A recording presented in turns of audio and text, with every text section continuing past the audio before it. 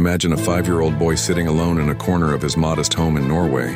In front of him are not toys, not toy cars, but number puzzles and logic challenges. He can sit for hours without getting bored, staring at pieces of information, putting them together in his head. That child is MAGNUS CARLSEN, a boy who, even before he knew chess, showed signs of genius. Magnus's story begins when his father, Henrik Carlsen, took him to chess lessons.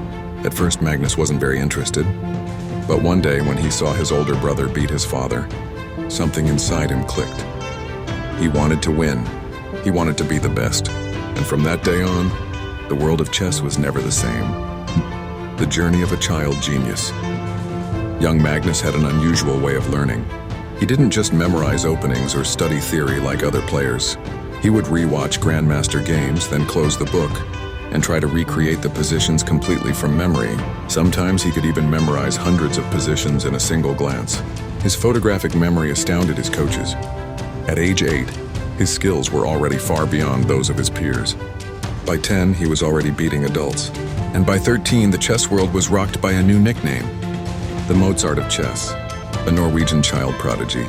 It was also at that age that Magnus achieved something that would make his name known worldwide.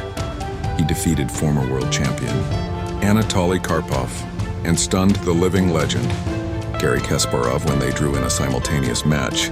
Kasparov even once remarked, "This kid has a very, very big future, becoming a grandmaster and the rise of a titan." In 2004, at the age of 13, Magnus officially became a grandmaster, one of the youngest GMs in history, but he didn't stop there. While other teenagers spent their time playing video games and hanging out, Magnus was immersed in his own world of chess. He didn't just play chess, he lived chess. In his teens, he wasn't just beating GMs, he was dominating them. His playing style was unpredictable, sometimes aggressive, sometimes calm, sometimes slow, boa constrictor-like. Magnus didn't always look for spectacular moves. He looked for the best move, no matter how simple. He turned seemingly balanced positions into victories.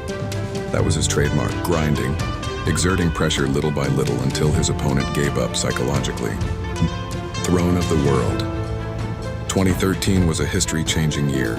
Magnus challenged the then world champion, Viswanathan Anand, an Indian legend, one of the greatest chess minds of all time. The match wasn't just a physical contest, but a mental one. Magnus arrived with a calm, relaxed, and confident style. On the board, he displayed a maturity far beyond his years. Anand, who had been king for years, finally couldn't handle the pressure. Magnus Carlsen became world chess champion at the age of 22, and that's where his dominance began. He defended the title in 2014, 2016, 2018, and 2021. He excelled not only in classical chess, but also in rapid and blitz chess, earning him the nickname Triple World Champion, the king of all formats. Magnus's playing style, strength without weakness. Magnus is not the type of player to rely on opening theory. He often plays rarely used variations, even those considered commonplace. But in his hands, simple things can turn into destructive machines. Here's why he's so terrifying. 1. Supernatural position evaluation. Magnus can tell whether a position is better or worse with just a glance, even before the chess engine has displayed the numbers. Tosin endgame monster. When a game reaches the endgame, many GMs start to get anxious, because playing against Magnus in the endgame is almost like a slow death sentence. 3. Mental illness. Magnus doesn't panic easily. Even in a bad position, he remains calm, and often recovers from impossible situations. 4. Supercomputer-like intuition. He's like a walking machine.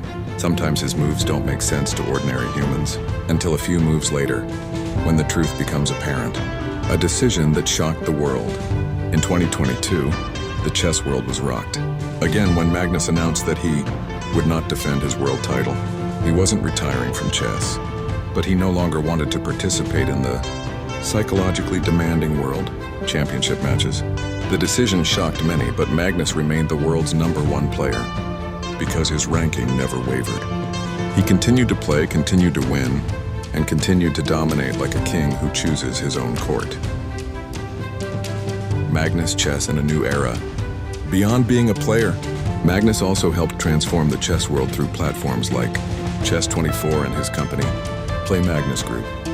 He helped make chess more accessible, more modern and more popular, especially after the explosion of interest in the Queen's Gambit series. Amid chess's global popularity, Magnus remains its biggest icon.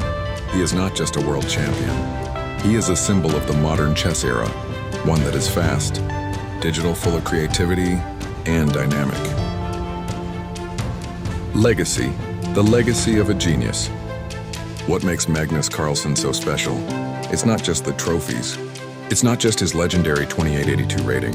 It's not just the World Championship title, but because he proved that intelligence doesn't have to be arrogant, genius doesn't have to be dramatic, and dominance can come with the casual smile of a Norwegian kid who loves chess. Magnus has inspired millions of chess players around the world, from children to professionals, and perhaps one day, when history records the greatest names in chess of all time, there will be one name that will stand alongside Fischer, Kasparov, and Alekhine. Magnus Carlsen, the genius who changed the game, not with magic but with consistency, intuition, and a love of chess.